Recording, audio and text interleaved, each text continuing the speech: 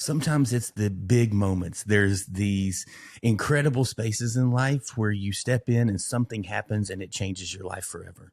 But a lot of times it's just the gradual everyday steps. One decision here, one decision there of just being obedient or taking an opportunity that leads to another place that all of a sudden opens a door that you would have never imagined was there. And that's our story today.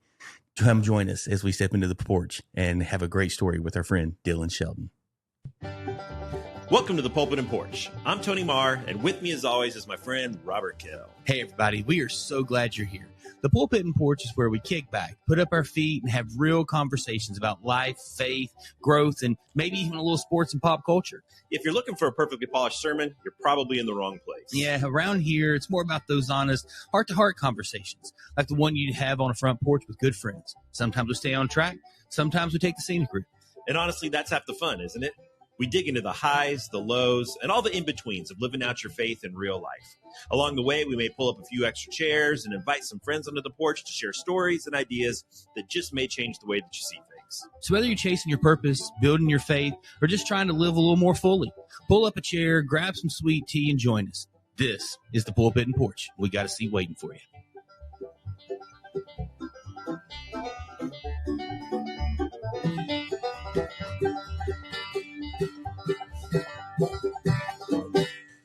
Good morning. Good morning. I'm surprised you can even get the words out with the warm weather we're having and how much you love it. We're going to do this again. It's actually really cold. We're gonna start hashtagging our show Weather Report. It is really cold. It's been single digits most of the week. It has, which is crazy to me. So, it has, and no snow. See, I'm fine with the single digits. I just want snow with it. No, I need to be able to get down my driveway, man. Your driveway is a lot. I didn't even think about it coming over here today. And then as you were driving down, and you're then like, oh, hold on. Am I going to be able to make this? And I was telling Dylan, he's like, yeah, I saw the guard dogs as I was pulling in, and I'm sitting there and I was like, yeah, my old van doesn't have quite the giddy up as maybe everything else that comes up this driveway.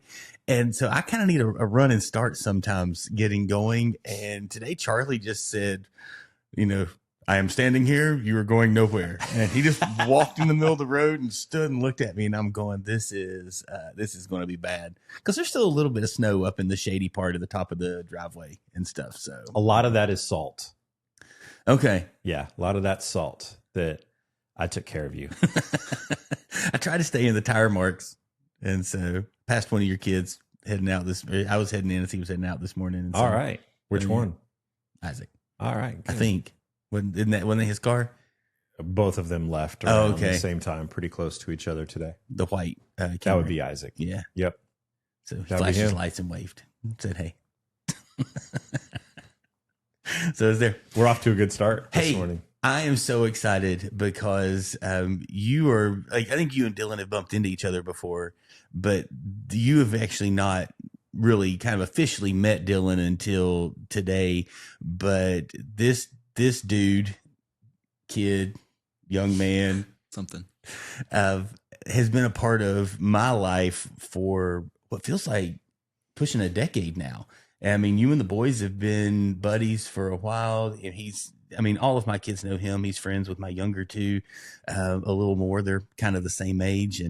And so it's just crazy to kind of have journeyed through and all the life of stuff. And unfortunately, you and Colby didn't get to play baseball against each other last year, but just a lot of fun opportunities and things to kind of be there. And so I'm so excited. I am so excited about what's happening in your life right now. I love it, just kind of the story. Every time I bump into your mom, she's just like, where's my bestie? I'm like, well, we can't be together 24, as much as I'd love to be with Mel 24/7. Like, I can't be with her all the time. And so, my wife and your mom are best friends and just love hanging out together. And so this is going to be a really, really fun day. We got to talk about some important things first, Dylan. So you play baseball? I did. Yeah. I played growing up and through middle school, high school. Are you a baseball fan? I want to say yes. I could sit down. Spin your hat around for him just so he can We kind of did you the best. can just look around our studio here to see, what. Let me reigns give a little supreme camera here. angle there, just to kind of show. Just if you just look straight ahead there at your camera there, Dylan. That's go Braves.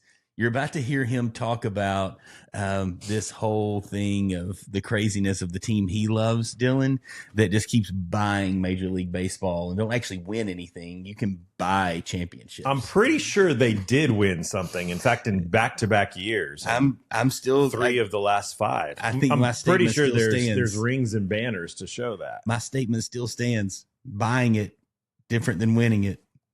Is it though? Yes. This is the path we're going to go down. Okay, so baseball. You're a fan. Are you a fan? Man, I'm a fan. I've grown up playing it. I can sit down and watch a game anytime. I just haven't had a chance growing up. I guess we didn't have like a good like connection, satellite TV, anything like that, so we could actually watch games on TV. But now that I'm in college, we get this like I forgot what it's called. It's like Spectrum or something like that. You can watch free games. So if I had time, I would watch more. But I've been to a few in person and all that. They've been pretty fun. Do you have T-Mobile? I do not. No, I think I've got Verizon. T-Mobile gives away the MLB pass. We'll see if they do it again this year. You can I don't know. That's pretty cool. Yeah, they give away the MLB pass to all of their T-Mobile customers. And then some T-Mobile customers sell those, and I buy it every year. You don't have T-Mobile? No. Do you know one of the best things about baseball? What's that? Is that it signifies that this weather is over. Romantic. It is. It's very romantic. I don't know though, because back during like high school, we'd practice regardless of weather, inside, outside. Yeah, but it's called spring training for a reason. We do it in fall. We start in like September. Well, that's not real baseball. Real still baseball playing. They're still ends playing in the fall. Real baseball ends in the fall. Well, for you guys, it ends like midsummer. Really, really like July. Tony wins 2 years, and then 3 out of 5. Three out of 5. That the Braves won right there too. So yeah, but and then we took your best player. You did. Well, not our best player. He's a good player. Oh, Freddie was your best player back then. He just won the MVP. I probably would have said Acuna. I think Freddie was the most steady player. I think he's a better locker room guy. If I was building a team, but I don't know. Acuna is. He got hurt a lot last season, right? That year as well. I mean, he was kind of dinged up, but yeah. But you did. Yeah, you just buy players. I'm fine with it. You wish that your team would. No, I don't know. I mean, I'm always good with the Celtics. Kind of have taken. We were forced into buying players by cheaters. We were completely homegrown when the Houston Asterix decided to beat on trash cans. We were completely homegrown. And then we said, if we're going to compete with cheaters, then maybe we need to go outside of our farm system. But we still have USA Today and The Athletic and Major League Baseball. All 3 major sources rank the Dodgers as the #1 farm system in all of baseball. That's homegrown talent right there. That you never use. Or we use them to trade for ready now players. There we go. Hey, so today we are talking about life. And this episode, really, when we get down to it, this episode isn't about having it all figured out. It's about refusing to wait to figure it out. We've had a lot of people on this show, a lot of great wisdom, a lot of inspiration. And today, Dylan is at the beginning of that journey of starting. He's refusing to wait until life says, now you're ready. He's refusing to wait until life says, okay, now you have the credentials, now you have the resume, now you're ready to do something. Sometimes the first step, sometimes the bravest first step in life isn't a leap. It's just simply taking that first baby step. And so we tend to overestimate a lot of times what readiness feels like and underestimate what obedience feels like. And so today we're going to dive into a story with Dylan about obedience, about taking that first step and seeing how that first step can oftentimes lead into a straight on sprint. No, I think that's such a great story or a great intro to kind of what we're going to talk about in Dylan's story. And so Tell us a little bit, just Dylan, about just, life. And I mean, I know you sent this whole thing that, you weren't born here in Tennessee, you were born somewhere else and you moved here and things. And, kind of, tell me a little bit about all of that and kind of just get us started in the journey, and we'll just kind of move on from there. Yeah. So I was born in Newport News, Virginia, All right. in 2006. Lived there about 40 years, and it was super cool. A lot of my first memories, I remember like being like 3 or 4 years old. I remember being there. First movie I went to was Yogi Bear in theaters. We go to Busch Gardens a lot. Williamsburg. So New York, Yorktown, stuff like that. Go to the beach a lot. And once we moved here, as far as I can remember, like it's always been Unicoi, Tennessee. It's funny because we lived in like this one section and moved to these apartment, and then from there we moved to the house we're in now. And we started off going to Harrison Christian Church. I remember going there once we started moving towards here and all that. I went there till about 4th grade, and I've pretty much most of my memories in childhood was in Unicoi, Tennessee. So that's great. What made you decide at what point that faith was something important in your life? So growing up, I was always like, I grew up in the church. I grew up around the Bible, grew up around a very Christian household. Always just been me and mom. And so she made it an effort to make sure that faith in Christ was like in my life, right?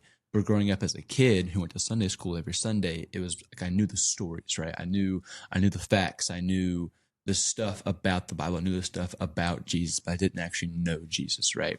And so I get to middle school and high school, and I would try to put on this like act that I knew what was going on. I knew I did the Christian things, right? I'd go home and I would just like take off the mask because it's like no one else is watching. I can just do whatever, right? And so I would always, just be someone I wasn't out in public, and I wouldn't actually be rooted in Christ in that era of my life. But when I got to like junior, senior year, it finally clicked that like it's not about the facts, it's not about how much you know about God that gets you into heaven or whatever, about the relationship that you have with him and his son. And so that's the part that I started like trying to take things more seriously. I still struggle with a lot of things, and I still wore the mask a lot, but that's at least the point that I realized it wasn't about the facts. It was about having that relationship with Christ. And so I'd probably say around junior, senior year is when I started realizing that faith was what mattered.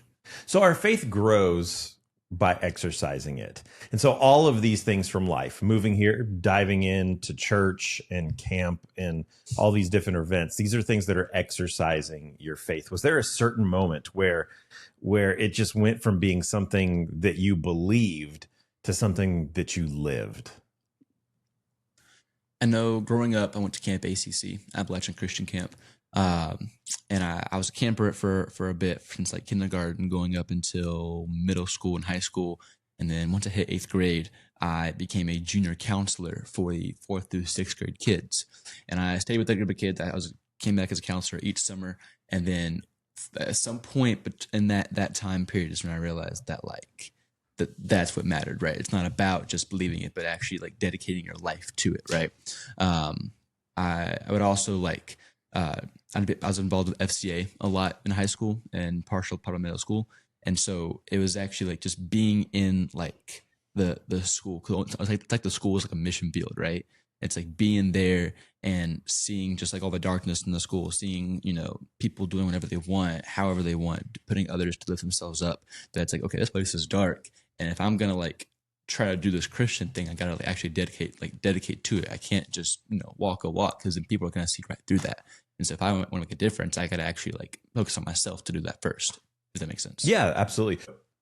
So we are doing right now, you are our second YouTube episode.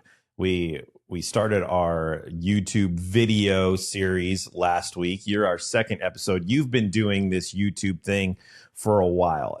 How did this start? How did you say, I'm going to be, what do the cool kids call it? An influencer? Yeah. But you're going to be an influencer in a different kind of way. You're not striving for fame for yourself. You're not striving for riches for yourself. You've got a different, how did this come about? Yeah. So I never imagined doing this. didn't get social media till after high school. So I've had it for like less than a year now. I've never done videography. I've never been in front of a camera. I didn't have a clue what I was doing, right?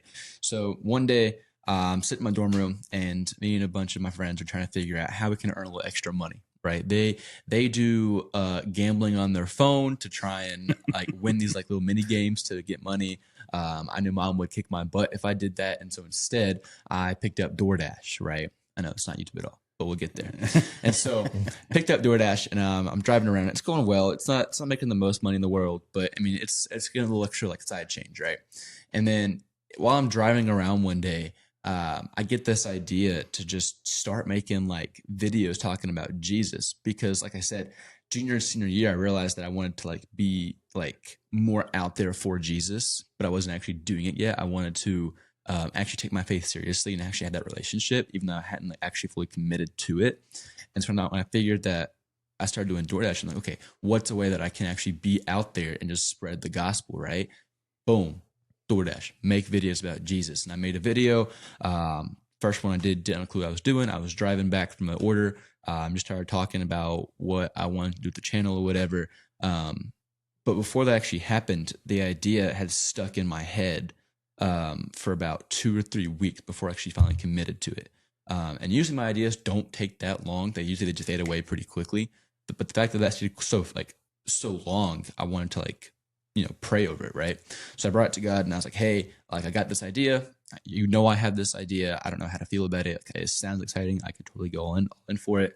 But at the same time, I don't know what I'm doing. And so it's like, I don't know where I stand with this. So just, if this is something that you want me to do, and it's part of your will, then, let me be excited. Let me want to do it and actually just pursue it, right? But if it's not in your will for me and you don't want me to doing that, just like after this prayer, just like kill the desire. Destroy. I don't want to keep thinking about it if you don't want me to do it, right? And so I said amen, and then I think I've never been more excited to do it in my life. It just like it erupted with like excitedness, right? And so I just I got to it. I went and bought this like $20 mic from Walmart, and I had my Android phone quality camera and made the video. From there, it started off as Mobile Ministries is what it's called. And it meant like mobile as in like on the move ministries, because I was, DoorDashing in my truck. But now your wife actually saw the first video and DM'd me on Instagram and was like, hey, watch the first video. Don't ever film while driving again. You gave me a heart attack. And I was like, okay, you got it. Well, because at this point in time too, so you've gone through this whole journey. I mean, you talk about like you did camp, you started playing baseball when you were a kid. Playing baseball led you to being an FCA. You were an FCA leader. I remember seeing you on a video with a local sportscaster, Doug Fritz. You did an interview. Yes, that's right. You did an interview with him, and he was just interviewing athletes who were making an impact for the kingdom inside of their school, inside of their sport. And so, but at this point in time, you were wanting to build this a little bit to show, because like you said, you hadn't had social media while you were in high school. And I will say kudos to you, because to my knowledge, you never created a fake account. Your mom said, hey, I don't like this. I think it's unwise at your age. And again, as parents, we all make these decisions. Tony and I've had to make decisions in this for kids. We both have kids that are your age-ish. And so we've had to make those decisions as well. And you really respected that. And so you wanted to actually show your mom before you jumped in and made this huge, huge leap of like, hey, here's what I'm going to do. And it created a bunch of, I almost call it like fighting intention. Like you wanted to go, hey, I'm doing good here.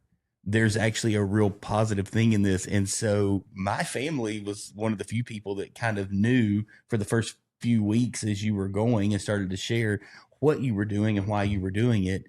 And so I think Mel felt this motherly responsibility to sit in and go, hey, don't be driving and talking on your phone, like do better. And this is you were talking, like you're actually making a video. And so your eyes would move to your phone some, and you're like talking into your phone and doing that. And so, but it is a really cool story about these moments and these things. Like I got a text message this morning from a guy called and he was just like, hey, this thought, this idea, we can't let this die. We got to keep moving. And when God kind of starts to stir something, and in today, it's like you want to move in that. In today's world, though, and there's two parts of this. One, there's a ton of people who are doing this type of content, ton of people who are creating things. And so on some level, you can feel like, am I really going to have a voice inside of this? On another level, like you can inspire people to want to do some really big things. And so let's start with the second part there, because you were actually watching someone's videos that were inspiring you because you were seeing their boldness in speaking to really their generation, even though I know that on social media things get a further reach, but you're really interested in speaking to your generation, your peer group, and encouraging and equipping them to take seriously the call to follow Christ. And so talk a little bit about like the influence that social media in that space had on you as you're kind of new to that. Yeah. So obviously, like to know what I said, I had no idea what I was doing. Not the slightest clue. And so I would say two big sources that kind of influenced me. One, y'all may have heard of Bryce Crawford. Mm-hmm. I've heard of him growing up a little bit, at least the past few years.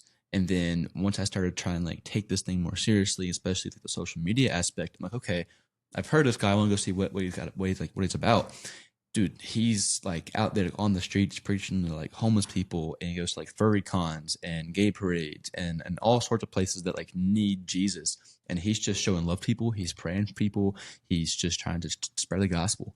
And so that's a huge influence in the way that he's just so like bold about it and so open about it. Like I wanted to be like that. I wanted to be bold and not care about what people think about it, because the truth is their opinions are worthless, right? It's all about Jesus. And the other social media person was my friend Garrett Sellers. I've known that kid since kindergarten. We've grown up together since elementary school, middle school, high school. He goes to ETSU now, but starting in high school, he started doing some influencing as well on, I think, TikTok and Instagram.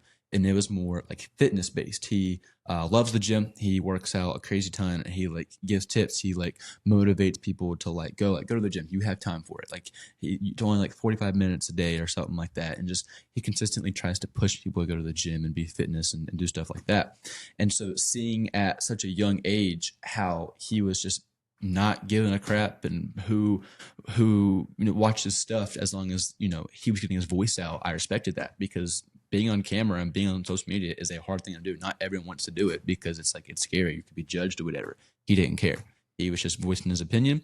And he just, at such a young age and being so bold, kind of inspired me to do the same. And it's also super cool though, because he fell out of it for a bit because he had a lot of other like life stuff going on. And so once I started this, he looked at my stuff and I re-inspired him to get back into it. And so that was pretty cool. Yeah. That's really, really good. I love that your story doesn't start with a dramatic moment. It simply just starts with you being available. Mm-hmm. It's just saying, hey, I'm willing. There's not this great big call. There's something about saying yes before you feel ready. You didn't have the equipment. You had no experience. You hadn't even really spent any time on social media. You just simply said, all right, I feel like this is what I'm supposed to do. Nobody handed you a microphone. You picked it up yourself. And I think that's really admirable and a really cool part of your story. Willingness is oftentimes the only qualification that God requires.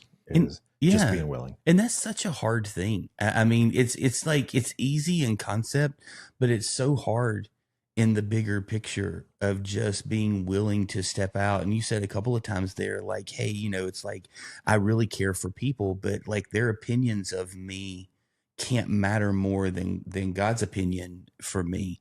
And so I'm going to love people well. You and I've talked, around, 1 Peter, always be prepared to give an answer for the hope you have, but do so with gentleness and respect.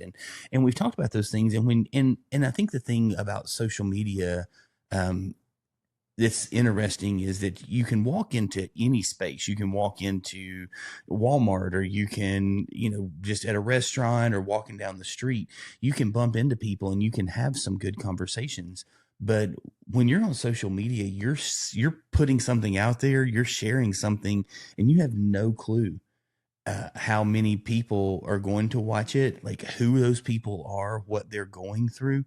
And so being able to say the things that are important about who Christ is, what he calls us to, what he desires for us and in us, and then how we get to navigate and work in that space to come alongside that really is something that we're just unaware, and those words can matter so much. So yeah, that step is just a really big deal. Yeah. Hey, we're going to take a quick break, hear from our show sponsor, and we'll be right back after this with more with Dylan. Higher Ministries is passionate about helping churches thrive by equipping leaders like you. With their expert coaching, practical resources, and strategic support, they'll help you overcome challenges that make a lasting impact in your community. We're grateful for their sponsorship of our podcast. Learn more at higherministries.com. Hey, so Dylan, my question to you is, what have you learned about people through this? What kind of response have you gotten to the content that you've put out? And what has that taught you about humanity? I've definitely learned a good variety of different types of people. One of those being like where a lot of people obviously know me from like high school and camps and stuff, and then see my stuff. There's actually a good bit of people that I thought I was friends with, people that I've just known for years, who are also like same faith-based, run the same like age, whatever. And I can actually see when they like view my profile and stuff, and I can see when they like check stuff out, and they don't follow, they don't comment, nothing like that. They're just looking at it, which is good. But you would think that they would support me, but I could just be thinking that, I don't know. There's also people that I talk to. I do live streams a bunch on TikTok, and from your DoorDash, from the Moment Ministries, yes. And I think I may have forgotten to mention it, because where I've stopped doing DoorDash now, at Moment Ministries doesn't make much sense. But then I realized, instead of going the mobile as in on the move, I'm now using mobile as in like mobile phone, and so that kind of ministries, because I've been targeting that more. But on the TikTok lives, I've gotten like, I'd probably say 1 out of 2 responses, probably 1 out of 3. We'll see. But one of them, trolls. They're always going to be there. People who come to the streams like, oh, that's not real. You can't prove that. That's, I was on live like a week ago, and this person joined and was like, hey, just letting you know, whenever you wake up from your dream, society will be here for you. Like, whenever you stop living in that fairy tale, like, we got you, bro. And I was like, okay, I'm gonna pray for you real quick. And then they leave. But it's people like that who just will not accept it. They won't hear you out. They don't want anything to do with it. And they'll just like make fun of you for it. And there's people who I've talked to who would just start asking questions because they're like genuinely curious. And a few times, like, what you can do is you can like invite people to be a guest with you. And so they'll request it and I'll accept it. And like, I can always hear it in their voice, and they're got to be like a middle school, high school kid. And they're just like full of questions, like a genuine question.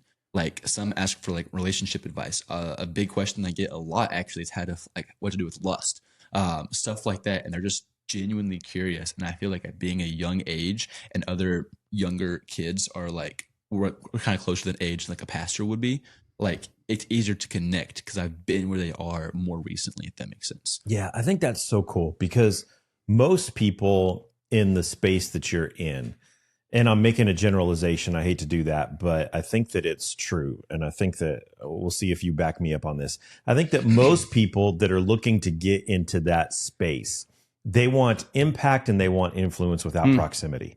They really don't want anybody in their space. They want to have the influence. They want to have the impact. They want to see their subscribers go up, but they really don't want to get in with people. Let me do this on my own. And to really engage with people is not what I'm looking to do. You're just the opposite. You're saying, I want to get in with people. I want to answer your questions. I want to get dirty.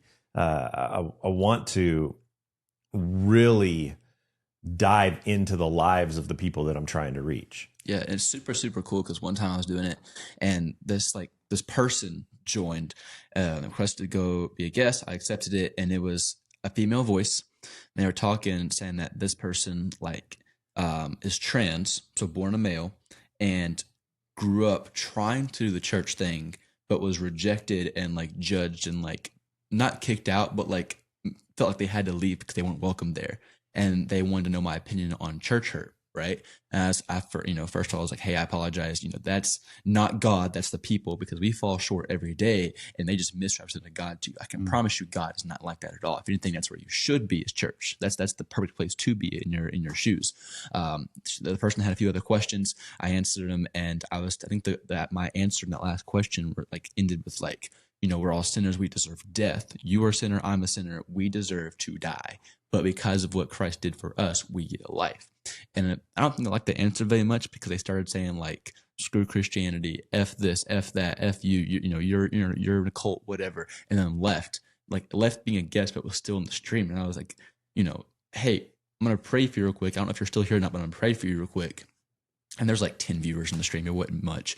Took off my hat, prayed for the person, put the hat back on. And then I get a chat in the chat, and it was from her. And it was like, hey, I'm still here. Like, something feels weird, because asking the Holy Spirit to like overcome you and like to like, kick out whatever's in your head that's making you think this.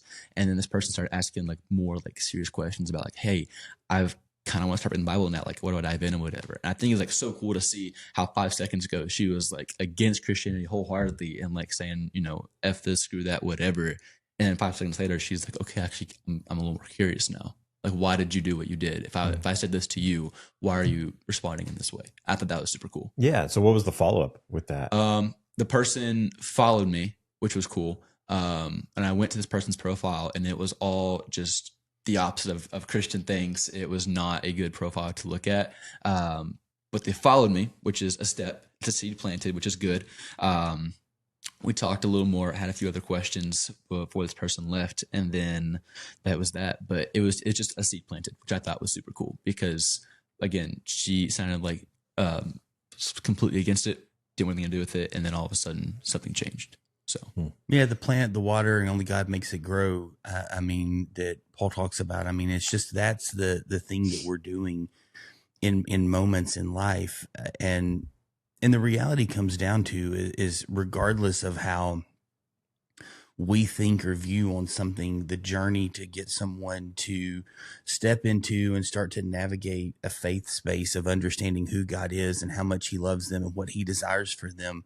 I've always said to my friends when I'm in those spaces that kind of hate God, questionable on Jesus, and believe the Bible's a fairy tale, that I love you and God loves you. And when you think you've done something that can cause me not to, I promise you that God still does. And I've walked through and navigated that space so much in just some really kind of hard worlds of people really trying to figure out and step into what does it mean. They maybe went to church and they had been a part of faith.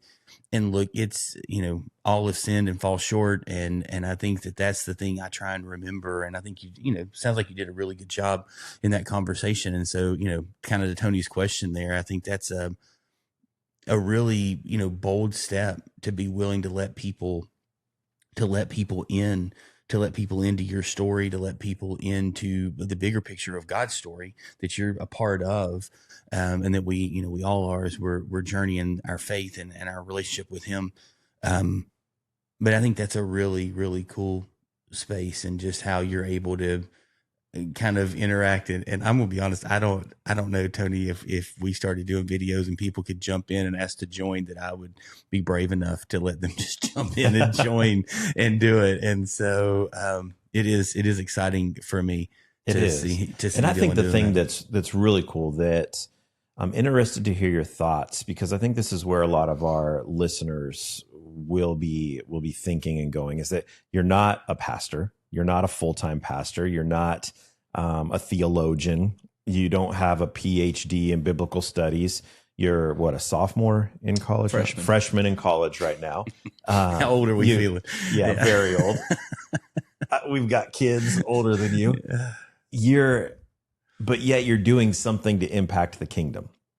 And so for people out there that are saying, we had to start recording a little bit early today because you have to get out here to get to class. And so for people that are listening to this, driving down the road, running on the treadmill, going for a walk, and they're saying, my life is just too busy to have any serious impact. People who think that I have to have a passport to be a missionary. What would you say to them? That's good. You don't need it. I mean, the thing that kind of drives like mobile ministries, not say a slogan, but the kind of thing that kind of like the backbone of it is Mark 16:15, where Jesus is leaving earth, ascending from the Mount of Olives to heaven. And he says to go and spread the gospel to every corner of the globe. That's the last thing he said before he left earth. That's the last thing he said. You better believe it's pretty important. He could have said anything, but he chose that. And so that's just what I'm going to go do. I'm going to go spread the gospel to anyone who is willing to listen. You don't need a piece of paper that says, hey, I graduated college with this degree to go and do it. You don't have to have all that stuff. I mean, just go talk to somebody. Even without having like the camera and the mic and all that. There was a day walking to dinner from my room, and there was a guy who was on the stairwell below me, and I saw we had the same water bottle. And I was like, hey, bro, cool water bottle. We got the same one with it, just like it. And he goes, oh, cool. And then walking the dinner, I got to know him a little bit. He's from Puerto Rico, I think.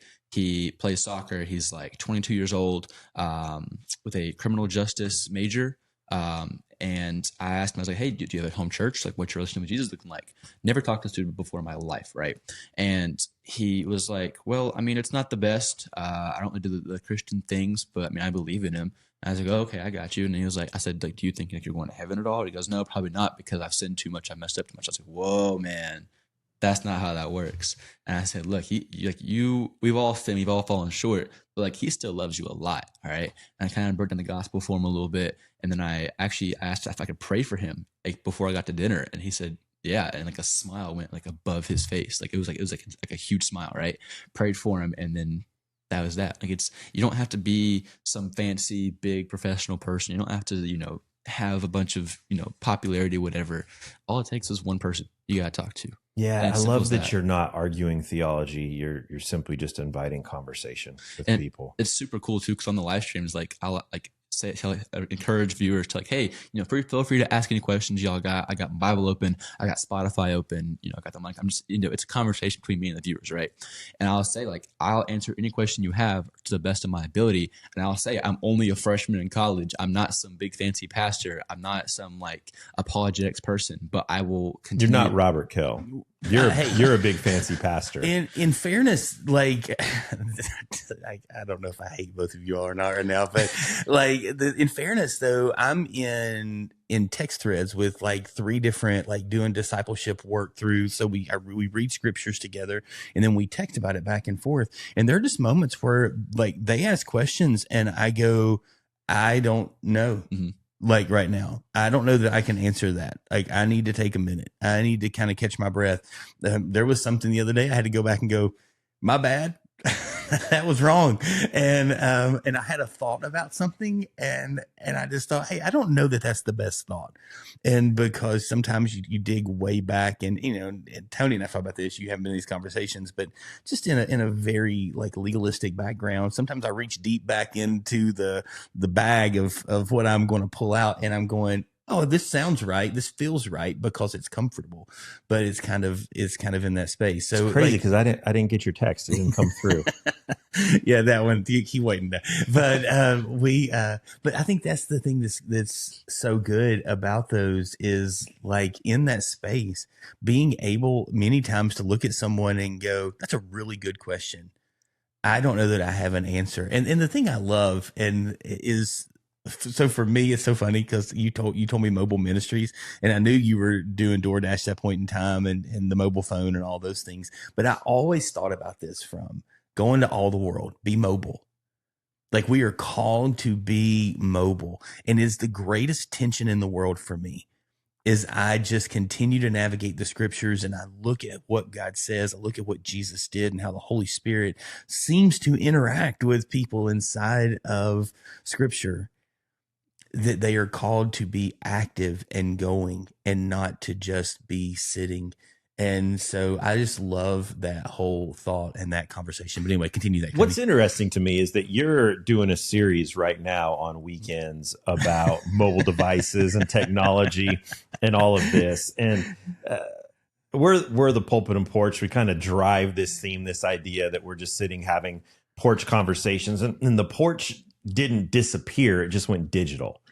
And for you, I think like you've been teaching for weeks on Sunday, every tool can be misused, but every tool can also be redeemed. And what Dylan is doing is he's redeeming something that is distracting people, that is lowering attention spans, that is drawing people further and further away from community. And you're redeeming it for something to be used for good. And I think that's really commendable. The gospel has always traveled whatever road existed. Yeah. And this is simply just the road that you're using to walk along to share the gospel.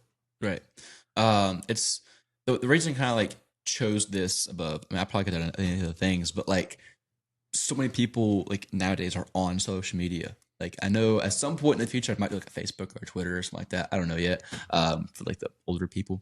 But I know a lot of people. What did he just say? Did he just say? he might have Did he called just us say out Facebook for older people? for old people. Wow. older. But I know so That's all the time like, we have for this edition of the Pulpit and Porch. We want to thank Ding. Dylan for joining us today. We do not want to thank Dylan for joining us today. but so many people of like my age and around my age or whatever, like are on social media, even older. And so I figured, okay, if they're going to sit there and just like doom scroll and watch a bunch of reels or do whatever, like, you know, be toxic in the comment section, like let's do a little Jesus in there, right? Let's do a little bit of gospel and just, you know, give them a wake up call. And like, if it comes across their For You page and they just even get a glimpse of it, like that's something, right, to start.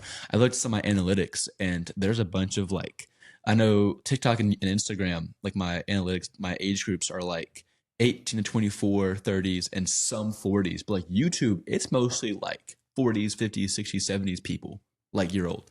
And so I'm getting a wide range of both, like almost all age groups, which is super, super cool. And I just think it's super cool that, like, you know, if they're getting on their phone, they're getting on social media, let's have them look at something good. So how do you keep your faith real and not just content? So I knew, like, going into this, and it's sad, but it's the truth, which I think it's impacted me now for the better. You know, I mentioned earlier and touched on how, you know, growing up, I would play the Christian part and do the Christian things, but I wouldn't actually be rooted in behind closed doors. I would like take off the mask, right? I had a Bible. It's my FCA Bible that I got in 7th grade. It would sit on my nightstand for months on end, like a very long time. I just wouldn't touch it. I would just look at it. And I just didn't have like the motivation or the discipline to just open it and read even a verse. I just couldn't do it. And so I knew going into this, if I wanted to be all out there for Jesus, if I wanted to actually like start it, right, I can't just get out there and just talk about something that I don't actually know about. If I'm going to talk about this, I got to know about it. I got to like first educate myself, right?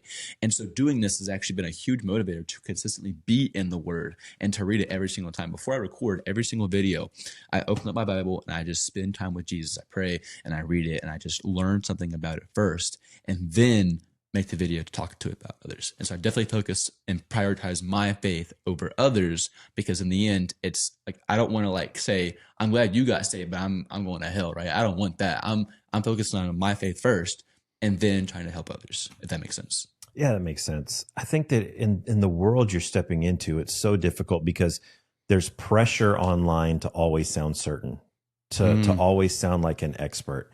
And that can be really suffocating. I also think that visibility is intoxicating. I've had this conversation so many times over the last couple of weeks when it seems like every time we turn on the news, we're seeing something else about another church scandal. We're seeing another pastor who's had issues. Bethel is now dominating the headlines on how this church has gotten, because visibility, power is intoxicating. And so the more that your subscribers climb, the more that your views rise, how are you preparing yourself for the pitfalls that could be waiting, for the issues, the personal struggle that could be waiting with. More and more people are now watching me. More and more people are now interacting with me online. This thing's got some momentum. It's moving. We're growing. I have to have it all together. I have to have everything all figured out. How are you balancing all of that with accountability to make sure that your heart stays in the right place and stays focused on what the original mission was? Because I think so often we see mission creep come in and we don't recognize it, realize it until we're so far off track. Yeah, there's definitely been like some burnout here and there already. I've experienced like a little bit of burnout. I think I just dived all in and was like, went to like 0 to 100 real fast. Right. And so like, I know before Christmas happened, I did this like full, like 20 something day series of the countdown till Christmas, starting with like the prophecy to the story and all that. That was a lot. It was a lot. And I tried having a brand new intro every single day because it was a daily episode on that. And I tried, just doing a lot. And I remember after Christmas, I felt like I could just like chill for a day and not post anything because it's finally over. In fact, I said it's finally over, not, oh, I did it, is like a wake-up call, right? And it's funny because right after that, starting in January 1st, I'm doing a verse of the day for every day of the year, which is a lot. And so there's definitely been days that I've also just either ran out of time or didn't have time to make the verse, or didn't have time, or didn't even feel like it, right? Because I got to open the camera and I got to look at it face to face and do that. And so there's days that I'll like I feel lazy when I do it, but at the same time, I think it's worth it. I'll just make some 7-second clip and just put a verse on the screen and say that's the verse of the day. I won't explain it at all. I won't give you anything else about it, and just that be that. And I feel lazy, but at the same time, those days I feel like I need every now and then, because it gives me the chance to just rest a little bit. That way the next day I can just hit the ground and go again. And so. Yeah, it's a lot in those spaces and moments. Like I remember watching your Christmas series, and every day was different people bouncing out of dorm rooms, and kudos to your friends or random people on a hall or something who were willing to be on a video and create an intro and do those things. Kudos to all those people, because it really was a heavy, heavy weight. And I think that's the thing about anything we step into, is there is a heaviness and there is an excitement in the beginning, and you just can't. I mean, it's really dating and engagement and marriage almost. I mean, like, there's just, when you first meet, you can't, like, I could spend 100 hours a day. I mean, 100 days a week. I mean, you could just constantly there, and then marriage happens. And at some point in time, you're going, I still love them, but I'd like to go to McDonald's by myself. I mean, and you just kind of, sometimes you go, man, it's like, because the relationship is work. And it should be. And it's just like our, sanctification's a real thing. I mean, these moments and spaces of us just continually stepping into looking more like Jesus today than we did yesterday. Like loving our spouse and things, our parents and all this stuff more today than we did yesterday, based on how good God is to us. And it's the same thing with a heart project that could turn into a job. And this could be something that you do for 5 years and go, hey guys, this was fun, deuces. And I'm now, I'm going to go do this job, and I've got a family, and I just don't have the energy to do this anymore. It's just not where God's got me. I've got something else that's on the radar. Be watching out. But I think being faithful in those moments, and like, I don't know that you need this. One thing I would say that I'm super proud of you for, and I get a chance to kind of sit on the inside of this a little more than probably anyone listening to this, except for the fact that Melissa and your mom will be listening to this episode. But like, the one thing that I would say is, like, you do send me text messages. And I know, and I'll be sitting with Jim, and I'll look something, and I got text from Dylan. He's like, I think I got the same text an hour ago. And in your texting, you've got, you're on staff at a church, you're, an intern, intern, like, yes. You're an intern, not interim. You're working on staff as just part-time at a church, as doing some college stuff as you're working through Bible college and things. But you'll ask your pastor there, you'll text me, you'll text Jim and other people, and you'll go, hey, help me understand this. Like when you're getting ready to preach or speak and talk to students at a camp or on a Wednesday night, you'll be like, hey, I'm working through this and I'm struggling with how to bring this together. There's a real humility inside of what you're doing. And I'm crazy proud of what you're doing there and how you're stepping into that. And it is something that's seen inside of the videos. I'm going to be honest. I'm not on TikTok a ton. And, you're on Facebook. You're one of those old guys that maybe he'll reach out to it sometime. Facegram more. I don't know. I mean, it's, I have a TikTok account and I'm on TikTok some, but, I'm on TikTok a lot, but, I think that what you're doing there, I think those moments and those things are carrying over because you see in your life a space that you're going, hey, I don't have every answer. And so you're showing grace to people who are coming in and going like, I feel lost. I feel unseen. I feel just beat down. And you give them that same grace to journey, because I heard Matt Chandler one time say grace is for the journey. And I just think that is the thing, is that we sometimes as people feel like grace is just for a moment, but grace is for the journey.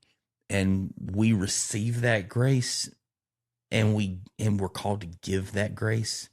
And I think it's something that you're doing really well. So just listening to you talk there in that space,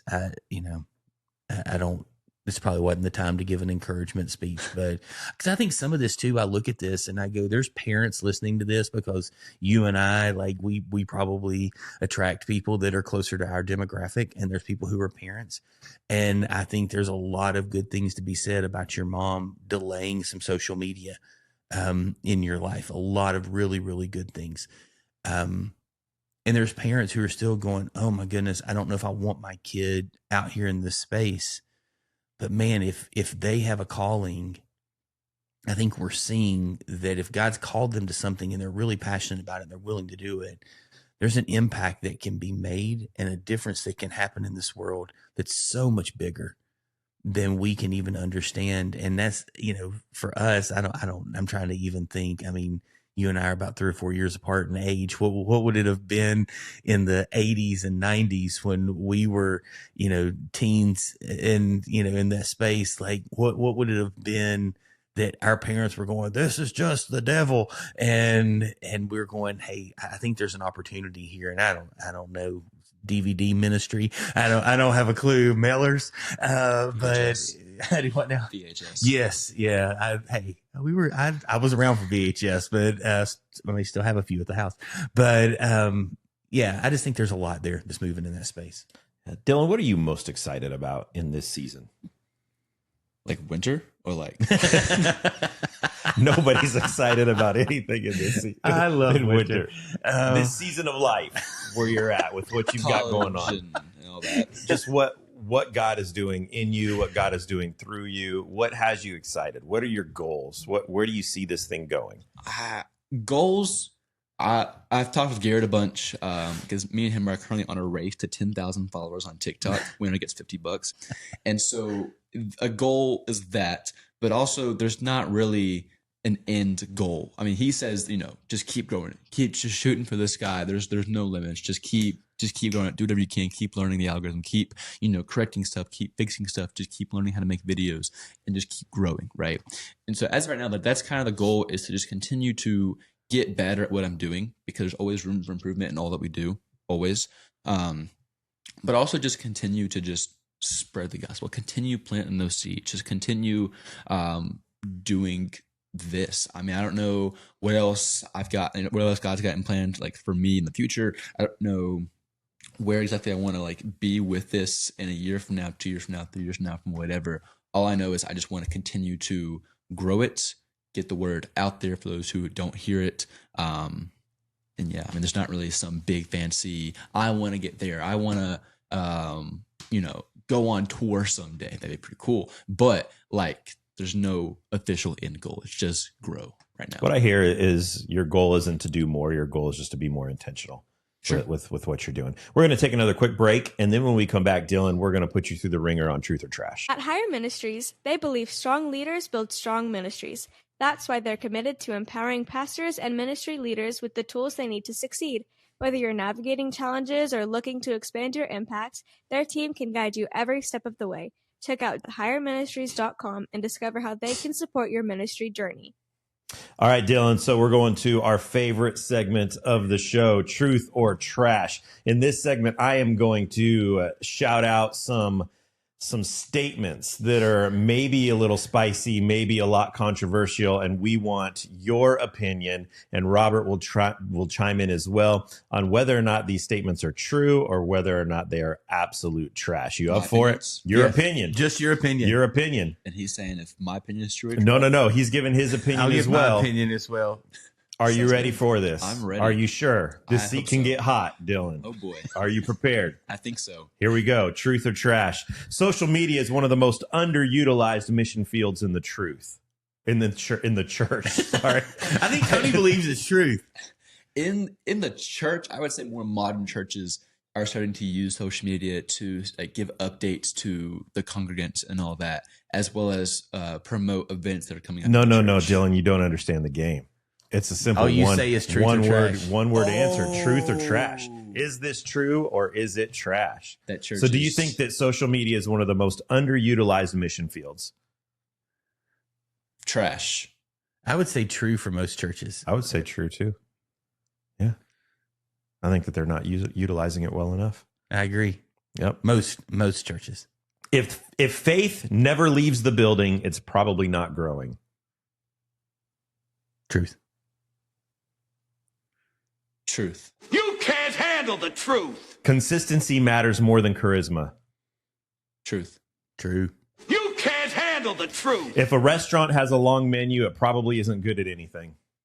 Trash. I'm probably going to say trash. Trash. The best music was made before streaming existed. True. True. You can't handle the truth. Golf is way harder than it looks and way more fun than people admit. True. True. You can't handle the truth. Group texts should have an expiration date. Trash. True. And it should be before they ever start. Oh, my goodness. Notifications are slowly ruining our ability to think deeply. Trash. I'm going to say true. I would say true as You well. can't Yeah. handle the truth. And the age gap here It's is so funny, man. It's so good. I love it. Most people don't actually want advice. They want validation. True. True. You can't handle the truth. You judge a house more by the bathroom than the living room. True. True. You can't handle the truth. That's funny. There is a correct way to load the dishwasher. True. Absolute truth. I don't care. You can't handle the truth. Robert never loads the dishwasher. He's like, no, that's not Plates on my the job. bottom. People only say, I listen to everything because they don't want to argue about music. Trash. Trash. Trash. You? What do you think there? I think that's true. Oh. Yeah. People are like, oh, I listen to anything. Oh, I like all music. I do say I can listen to anything for 30 minutes. I mean, but like after 30 minutes, I'm putting on something I enjoy. Autocorrect has made our spelling worse, not better. True. Truth. You can't handle the truth. Being reachable all the time is not the same as being available. True. You can't handle And finally, the truth. people change more from conversations than from sermons. True. You can't handle the truth. Dylan, you survived truth or trash. That was actually an easy one. I think last week he asked if a hot dog is a sandwich. It's not. As we said trash as well. He said truth Why? because he said it's just meat between two Yeah, buns. but it's Two different. pieces of bread. One piece of bread is connected. Not if you go to Sonic. That's almost always ripped apart. Or Sam's Club. Or most Then ballparks. it's a broken hot dog. Is it a broken but then is it a sandwich? No. If the buns are not connected. This is what I deal with every week. I'm sorry. What's better, Zach sauce or Chick-fil-A sauce? Neither. I'm not a sauce guy. Oh, McDonald's, I'm a good. sauce guy, but I don't like Zach or Chick-fil-A. I eat 2 sauces my entire life, and that's it. McDonald's sweet and sour and ketchup. That's Like it. that's the all only- you've ever had, or that's all I've all ever you had. currently eat? all I've ever had. It's all I ever will eat. It's Man, you need to branch out You know, some. I would not a say big you need to sauce branch guy. out. Man, I do love, like, probably not the modern as much, but I do love some McDonald's sweet and sour sauce. it's Yeah. pretty good. It is one of my favorite dipping sauces. What about cane sauce? I'm not. It's too Thousand Islandy. Is that the right word? Some dressing-y thing. That What do you call the stuff that you get at a Japanese restaurant that they bring out in buckets? Oh, some people call that yum yum sauce. Yum don't yum they? sauce, shrimp sauce. I Yeah. would call it shrimp sauce. So I just would went I. blank on the word for a second. I don't eat that though. Like, I do love Japanese food. What are you doing for lunch? Like, hey, we need to kind of lean into this here and get Dylan to class on time. Yeah, that we do. We can wrap up here. But Dylan, you started where you were. And I understand that at 19 years old, you probably have some different, I'm not going to say less, I'm going to say different responsibilities than, because going to class and showing up and doing well in that is a big responsibility. It takes a ton of time. But like, when you look back at it, what really kind of gave you the permission to begin? I'm going to say Christ. I mean, there was no person who said, okay, you can do this now. It was just me that I had the idea, and, you know, our authority comes from Christ to go and be missionaries, wherever it may be, to go and spread the gospel. There's no person that says, okay, you can do this now. I didn't go to mom saying, hey, mom, can I do this? I didn't go to my pastor saying, hey, can I do this? I just went to God saying, hey, I want to do this. Do you want me to do this? And there's no person who I went to. It was just, okay, I'm going to go do this. What would you say to someone who feels like they want to do something with their life? They want to do something to impact lives, impact the kingdom, but they just don't know where to start. Pray about it. Pray saying like, hey, like, I want to work for the kingdom. I want to do this. Like, maybe this person has a gift they don't know about. Maybe this person has something in their life that they're good at that they can use that. Maybe they're an artist who has been, you know, painting or drawing or sketching, whatever it may be, who can go and just start making things about, you know, painting portraits or whatever. Maybe they're a singer. Maybe they're a musician. Maybe they're, you know, good at speaking or, you know, public speaking or something like that. Everyone's got a gift in some way. Everyone can do something, right? And so just pray about it, and God will reveal Himself to you and reveal His plan to you, and you will figure it out. Just stay consistent in His word and in prayer. Hey, Dylan, tell us a little bit about how people can support you, how people can encourage you. Where can they find you on all of the social media channels, not Facebook, but all of the other. Yeah, tell us what channels you're on and things like ones. that. Yeah, so it's Mobile Ministries on YouTube, Instagram, and TikTok. It's the one with the phone and the truck in the profile picture. To support, really just follow and spread it to others. I'm really disappointed that you're not still doing the DoorDash thing, because that was kind of like a modern day parable to me. I would, but my truck is so old and the miles are just like going higher and higher. And so it's just for right now, at least. It might come back someday. Who knows? But It's kind of like a carpool karaoke. DoorDash evangelism. Here down the road, he ended up having a big SUV with like 10 cameras in it. Yeah. He'd be driving around town with just random people and being like, all right, here we go. And just singing out Bible verses or something. And You talking walk about up to the things. door. I got your Taco Bell. And I also got a word. some Jehovah's Witness stuff right there. Yeah, you probably should be. If you were to be employed, I'm sure that DoorDash wouldn't do that. So give you a follow, share things, Mobile Ministries on YouTube, TikTok, and the Gram, That's right. Instagram. That's right. And so there we go. I do have one thing to say though. That Say it. You did get incorrect. I did. Yes. Mom does not know I do this, according to my Still does knowledge. not know. Correct. I admit, you may not know this. I told him about it early on when it first started. And I told Mom that I was working on a project like 3 months ago, right? Haven't given any follow-up. She hasn't asked about it. And so she doesn't know that I've been doing this. And I told her, and I told him, I told other people who I've mentioned it to, that I didn't want to tell her about it until it was more successful because of the way that she feels about social media. And so I knew if like I showed it to her and it wasn't like doing anything good or whatever, she'd be like, oh, you should quit that, whatever. But I wanted to wait until it's successful. And so at this point, I mean, I've made it to a podcast. Like I'm doing something right. So I mean, I'm cool if she's it now, obviously. I don't know that I would define being on this show as successful, but I think that the things that you're doing show that you're very successful. Agreed. With what you're doing. And it's not about numbers. It's not about reach. It's about impact. And just some of the stories that you've shared with us already show the impact that you've had with it. So definitely tell your mom, surprise her with that. I would share love that her with now. her. I am And excited for her does to she know. know that you were on this show today? Not to my knowledge. Okay, I was going to say, because then she knows. She's going to know in Right. about 6 days. she will know. Yeah, If- I think Mel will share that with her. So She probably. can know. I'd be happy for her to know. I mean, I told her, like, I'm not hiding this from you. I just don't want you to know yet because I want it to be a surprise. And so if she found out, I would not be upset at all. But I would say now I'm okay with her knowing 100%. All right, let's wrap this thing up. One of the things that I love most about conversations like this is the reminder that calling doesn't start someday, it starts somewhere. It starts where you are with what you have, with whatever courage you can scrape together at the moment. Too often we tell ourselves, I'll live on mission when I'm older, when I know more, when I'm more confident, or even when I'm more qualified. But the truth is, faith grows by being used, not by being stored away until it feels safer.